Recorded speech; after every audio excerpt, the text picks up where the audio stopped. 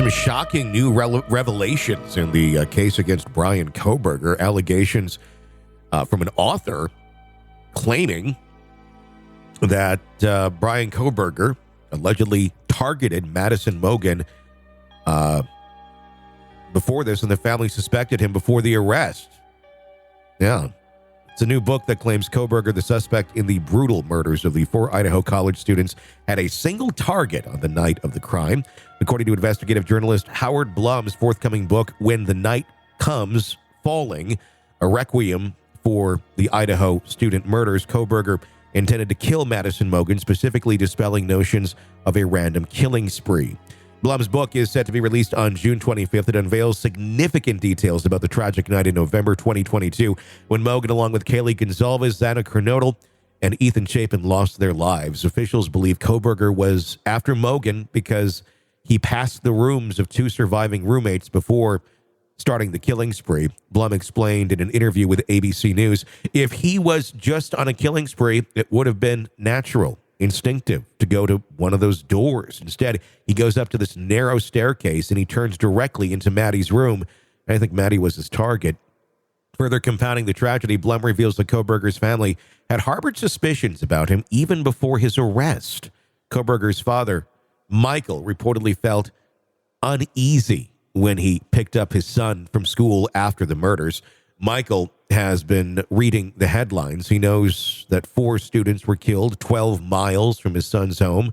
He knows the troubled son that he has. Blum noted, despite the concerns, Michael did not confront his son about the possible connection. That must have been a little weird, especially when they were looking for the vehicle, the white car, and your son happens to have the exact model of the white car they're looking for. And what's that like as a parent to be sitting in the car with your son thinking, is it possible that you're the freaking murderer that everybody's looking for? I mean, how do you like just go through a drive-through and get a soda, and do you pull off to the side of the road and have a chat? How do you navigate that? Hey son, we need to have a talk. Yeah. we need to talk about the birds and the bees a little, and not how you shouldn't kill people. I mean, I don't know. I think the whole, I question the upbringing. I question everything, or maybe not even just the upbringing. There's probably something off on Kohberger, and it sounds like they never could get it under control. The book also details an instance where one of Kohberger's sisters approached their father to voice her suspicions. However, Michael chose to dismiss her concerns. He can't confront it, Blum said, about Michael's reaction at the time.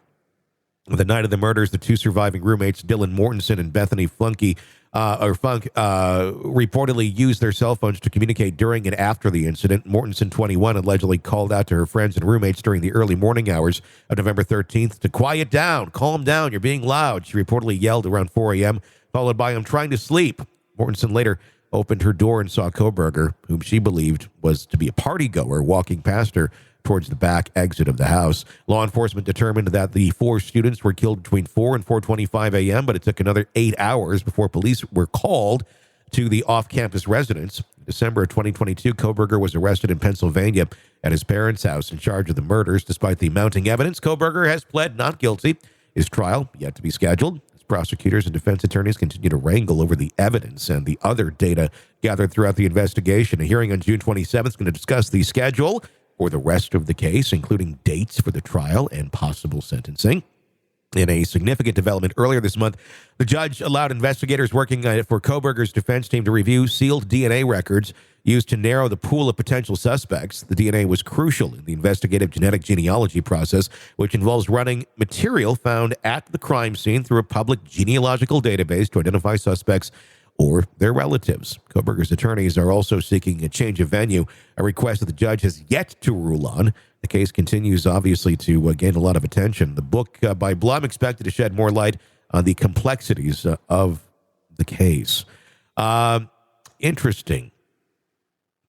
I don't know that there's a whole lot new in this book. Kohberger, I'm curious as to why he targeted Madison Mogen, other than just a feeling of, well, he went in this direction, so he must have been targeting her. I don't know. I think we kind of, this is interesting to hear that the dad might have suspected, and we know the sister brought it up. That was reporting more than a year ago about that. But I mean, it sounds like the family all kind of knew Bryan's a little different, if you will.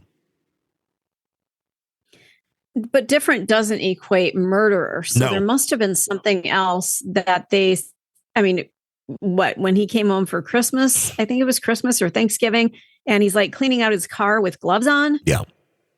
And bleach. And that raises suspicion. It's not just I've got a weird brother, but my weird brother does some weird shit. Well, and I'm sure the sisters picked up on his disposition, putting it lightly, towards women. It seems he had a serious problem with that. We've talked about that before, where the whole what's it called? The word is escaping me at this moment in time. The people who online communities where they hate women and they complain. The incels. Incels, yes. Incels. I'm getting a cold, I think, and my mind's not quite firing correctly today. But yeah, that sort of, he kind of has that, from what we know, that's sort of a personality. Don't really know if he was online in those communities, but seemed to have that bit of a disposition there. You know, what I'd like to know is, did he have any classes with his intended target? Did she maybe not make enough eye contact with him? Or did she do something at one point? And I'm not blaming the victim, but did she, just offhandedly do something that he interpreted as somehow hostile and he was going to get back at her? Who knows? Yeah. Did they ever cross paths? Where? How? And it could have been something that, she didn't even remember or even know. I remember I was working with a guy years ago in radio, and he was pretty high strung, and you don't know him. It was in a different station. And we'd be like out at a restaurant or something. And if a woman looked at him wrong, or the waitress, didn't quite say so, it was just the slightest infraction, or not even infraction at all. Just if he took something wrong, he would get so like, that bitch, that, I won't say the C word, because people are offended by it, that sort of thing. And it would just be like, he's just having a normal conversation talking about, whatever, puppies and rainbows. And then all of a sudden it's like, that bitch, like, did you see that? Yeah. Like, what are you talking about? Like, she brought over breadsticks. Like, she wouldn't like me. And it would be this weird self-hate, low self-esteem, not able to process that. So let's redirect that and project that onto that person who is completely innocent, has nothing to do but do their job. And it would turn into this weird cornucopia of hate. And then you just kind of bounce back to, talking about ponies and rainbows again. But it would be so sharp and scary. And it's funny because since this case has come out, that's the person I always think about is that anger. And I've witnessed it in some men. And there's a lot of men out there that are like that. And I'm sure you know that as a female, but as a male, I've seen it as well. And it's just fucking weird. And I don't know why some people are like that, but it's clearly some sort of psychological imbalance or condition. I don't know, but it's fucked up. And they seem to have no recognition that it's wrong. They view everything else as it being wrong, them being wronged, not that their behavior maybe need to change. Yeah, and it's, being on the female side, having that hatred spewed toward you is absolutely frightening, because a lot of times you don't deserve that. No. And you're like, where in the hell is this coming from? I don't even know you. Yeah. And just the rage behind their eyes. And it's like, you're taking out some sort of horrific punishment on people who don't deserve it because you don't believe in yourself enough, or you think something that you weren't afforded, like a date or a relationship, is somehow every woman's fault. fault. Yeah. And it's really frightening because that's not reality. No. You know, you can't act that way and have people gravitate toward you. So it's really you're pushing people off. You know, if you were a kind soul, people would gravitate toward you. So it's the energy that you're giving off. And instead you hear these horrific cases of men just taking out horrible anger on women for no apparent reason.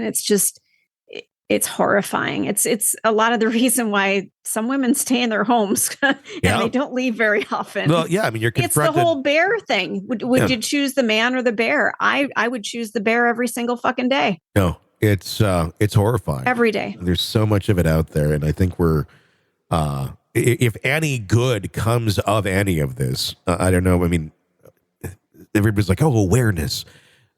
Maybe it'll bring, I mean, we're already aware these people are out there. It's more so, what can we do about these people before they strike? And I think that's the question that society needs to kind of wrap their mind around. Because if someone didn't commit a crime, but they have this penchant to react this way, it's scary what they're capable of. Yeah. It's very scary. Want to listen ad-free?